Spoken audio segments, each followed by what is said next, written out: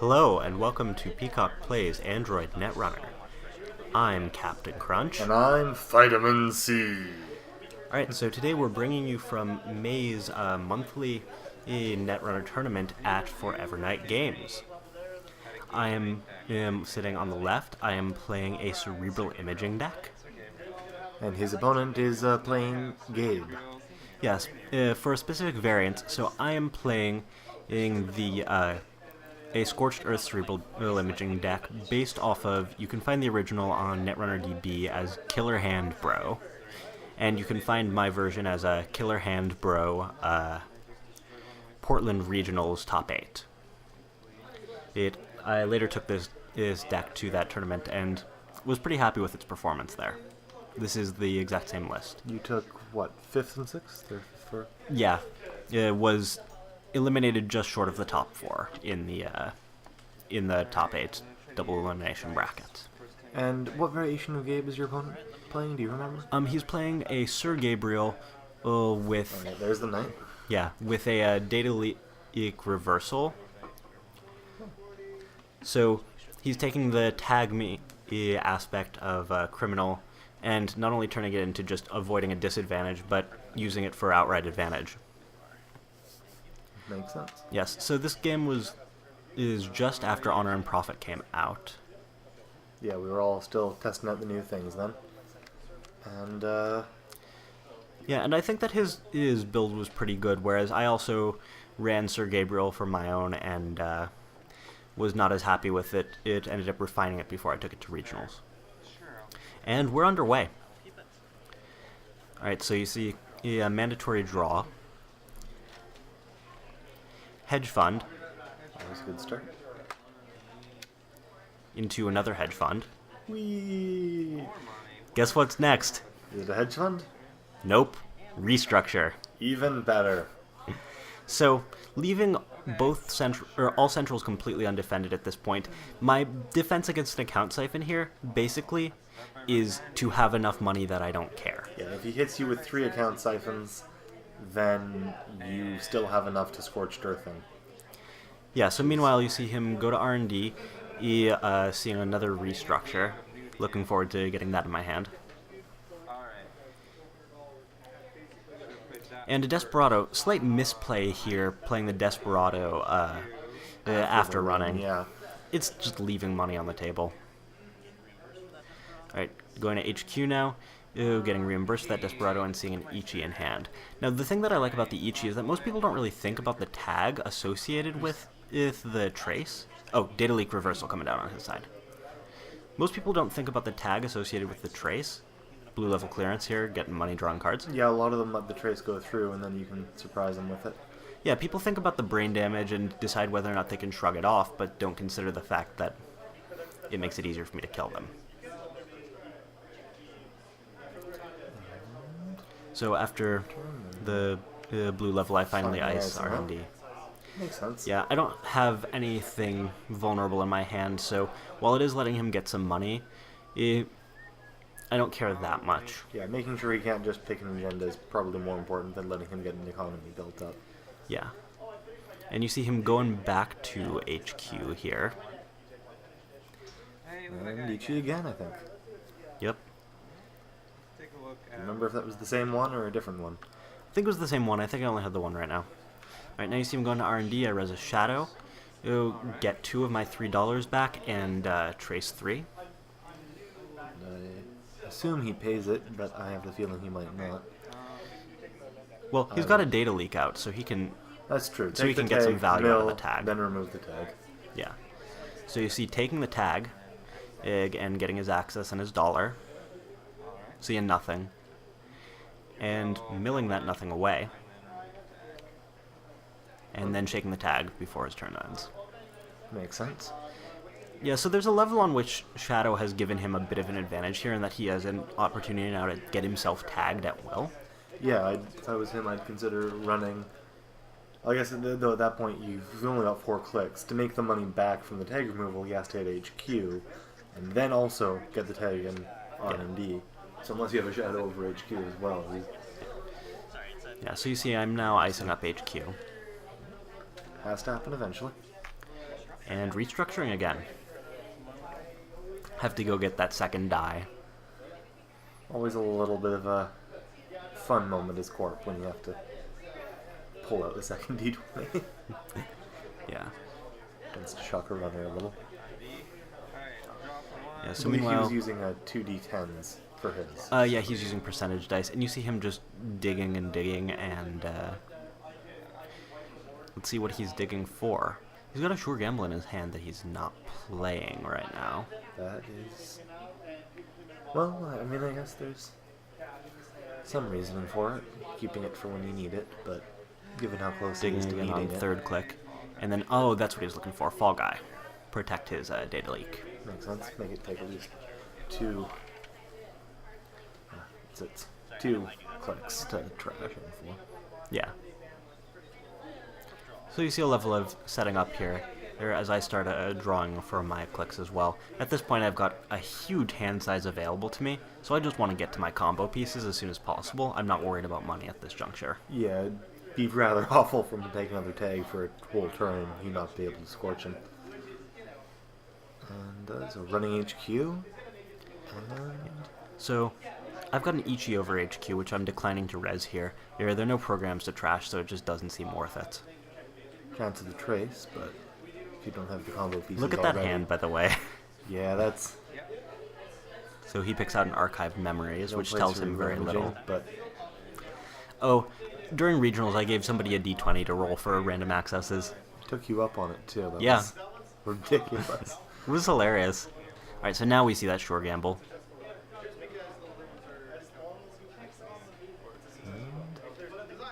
Let's use the money on. I always think it's interesting when runners do... I don't know, maybe it's just my habit, but I tend to money up before my first run. I Yeah, guess against and- HB it's good to run just in case of buyer rides, but... Yeah, so running first makes sense. And drawing after the sure gamble seems a little odd. You probably still want a sure gamble, but I feel like you always want to draw as early in your turn as you can. So now he's again looking over his options. We see a sneak door in hand, but not a whole lot of reason to use it. At this point I haven't actually rezzed my HQ ice, and it seems like I don't really want to. Yeah. I think I will. Probably could guess that it's an Ichi or a Grim or something. I mean, Alright, so instead knows he you have deploys Ichi. another fall guy here. And see someone joins you at the table. Yeah, we've got an observer. No pressure. Alright, so meanwhile I biotic labor, getting that extra click, which I use to install and triple advance a project for Truvius. Nice way to score it out. Yeah, Just get yourself started towards the path to victory. yeah. I'm still sitting on 18 here, and what I'm really trying to do, I think, is just send a message that he can't sit idly by. I'm going to be applying pressure. Yeah. You've also shown him, he knows you've got archived memories, so he knows that in a turn or two, if you get another 3-2, you can score it again with recurring that biotic if you have to. Yeah, so he goes back to HQ, which makes sense. If I'm starting to score out, it suggests that I've probably got more than one agenda in hand. But as it is, the number of cards is still... It makes random accesses, well, a lot more subject to variance than Yeah, and you while, might like. and while he So he did- drops the knight at the end of turn, which I think is a misplay. It telegraphs his intentions, although you're about to see me misplay much worse as I miss this obvious towel. Yeah. Yeah, he's got a knight on board, which means that I should be expecting an account siphon. Yep. So the appropriate course of action would probably be to figure out a way to defend myself against that. Getting more money. Basically anything other than what I'm about to do.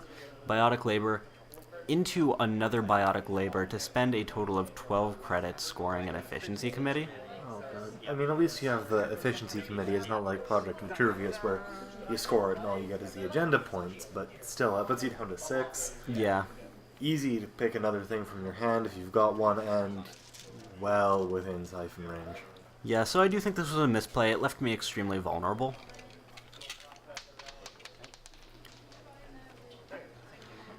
I don't remember what was in my hand, but I'm wondering if I was a little bit light on ice at this juncture. That seems likely.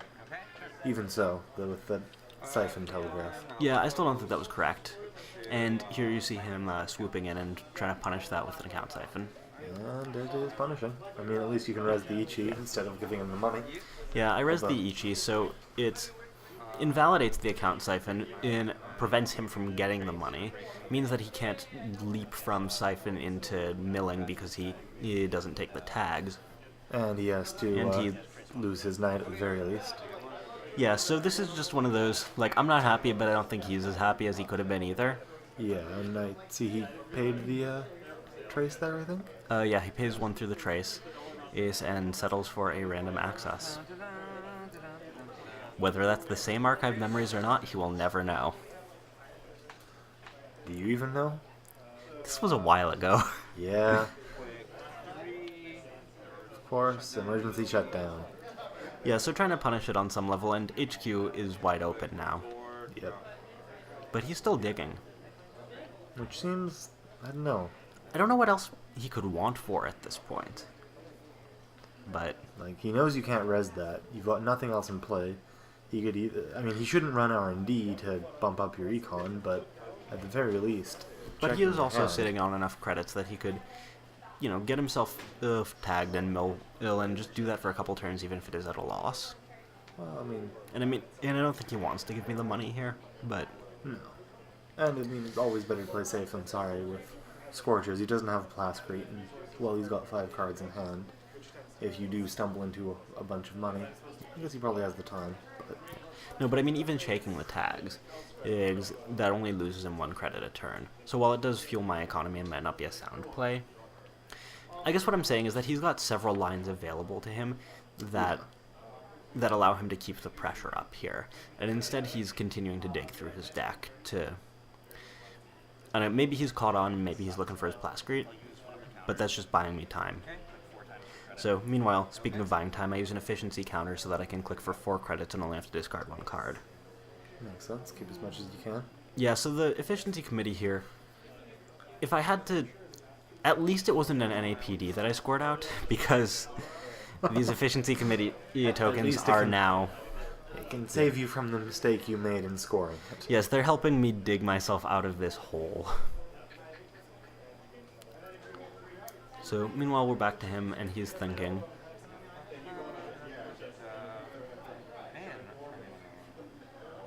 Apparently. A lot of decisions to make, but, Yeah. he's got so many angles. I'm still...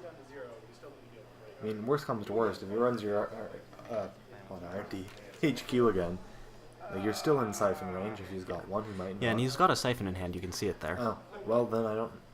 As well as a fairy to blow through that HE if he needs to. Is there any reason to not?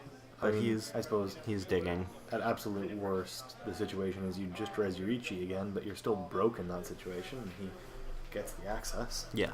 Forces you to lose all your money and then lose your hand next turn, almost certainly. I mean, you can draw up again, but you keep blowing efficiency counters if you do. He plays fairy, which to me, honestly, seems pointless. Unless he has another program he wants to play, there's no reason to have fairy out. Yeah. Like, fairy's great for stopping some sentry from hurting you, but he knows what the sentry is. Unless he's going to blow it on R&D, keeping you from getting money and avoiding the tag, which makes even less sense. He doesn't have a corroder. Yeah, so meanwhile, I'm green leveling here, again, and kind of building my way back and hoping, I think, to draw into a short gamble. Which does not happen. So I spend that last click icing archives, both to protect against sneak door, to protect against being milled, and also just to get a card out of my hand. Makes sense.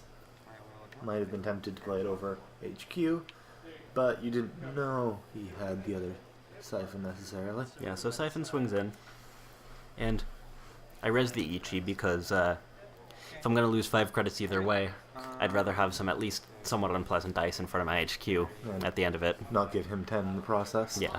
And I mean, that's gonna...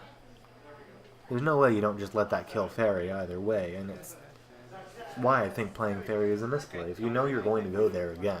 Yeah, he basically threw his fairy away and cost himself a click. So, meanwhile, we see he does pay through the trace, which I can't afford to boost. Not in a meaningful way, certainly. Yeah, and takes the access. I guess that's fair. I think I might have under those circumstances, because he still has a couple of clicks left in his turn, I might have been tempted to take your money, not because it would be a good play in most circumstances, but because you did have to ice archives, and if I can make you discard more of your hand, I'm probably happy about that. Yeah. Getting up from 1 or 2 is a lot easier than getting up from 0, especially since you've already had to burn through one of your efficiency counters. Yeah. So now we see him dirty laundry on archives, capitalizing on the fact that I probably can't res that ice. And whether or not I can, it's not worth it. I don't have anything good in there, and I need my money, so... Yep. He's climbing back to an advantage, and the nice thing for him is that this also takes him out of C-source range. Now, Well, yeah. Now he still plays enough with tags on his own that doesn't leave him immune from being tagged. You see him drawn up here. Here, I think, to get out of a click for credits Scorched range. Makes sense. Not necessarily the most likely thing, but if you're going to keep one card in your hand, that's the one. And So again, you see me click up for credits and discard a card. assume you've got, I think, no, you didn't play all your hedge funds already, so it makes sense to try and get into that range. And it's also just a nice general threat range. It means you're one click away from, or one click away, effectively, for a double Scorch. If he gets himself tagged again. Yeah. So there it is. He finally hits the plascrete he was looking for. And now it looks like he's really going to try to bring the pain. He's seen the fast advance plan that I'm on, so dropping the source. That hurts. Yeah, this basically tries to cut off both of my win conditions. We see him draw again. I still think his focus on plascreting was a little bit unnecessary. He could have been well out of C-source range for quite a while there and not had to dig for, what, effectively 3 or 4 turns of mostly digging. Yeah, and that's the thing, is that he still hasn't scored. Yeah, not once. And while the source will stop me from fast advancing out, I mean, eventually he'll have to give it up. Alright, so now we see him get into HQ again, beating the trace. Archive memories. Yep. Never know. Same one, different one. I think it's always my favorite thing when a runner, I've got 3 of the same card in the hand, if the runner keeps hitting them and thinks it's the same card. Or when I have 1 card in hand of one type and they keep hitting that one. Either way, it's a lot of fun. Makes a strong case for getting a playset of your promos. Yep. Or at least as many as you're going to run in your deck. Yeah. Alright, so we see another efficiency counter here. Here I play a reclamation order to double, while grabbing back a couple of hedge funds. Ooh, but in doing so, you left yourself outside of easy hedge fund range. No, efficiency committee though, so I click and then I hit a hedge fund. Oh, yeah.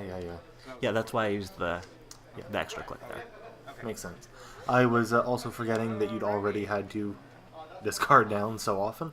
So I was Yeah. thinking your plan was to play 2 hedge funds in 1 turn. And that wasn't obviously. No, in this case I was just getting my econ into safe range. Alright, so now you see him run an RND going through the shadow, taking a tag. Ig, and milling 1, 2, 3. No, makes sense. If he thinks he's safe, he can just start hammering you with the mill. Now I use an efficiency counter to get a 4th click. Yeah, last one, so hopefully it'll count. Well, Scorched Earth. Scorched Earth. Earth. And a third one? Archive memories. Hey, knew that is to come in Scorch, handy again. and get that Scorch. Triple Scorch. That kills basically everybody. I mean, I guess with 2 plascretes or 3 plascretes you start being safe, but that doesn't happen very often. I don't know why I was impatient. You're playing against very well. You weren't at game Alright, point. thanks for Looks like a watching. pretty Stay good tuned game. for game 2. Players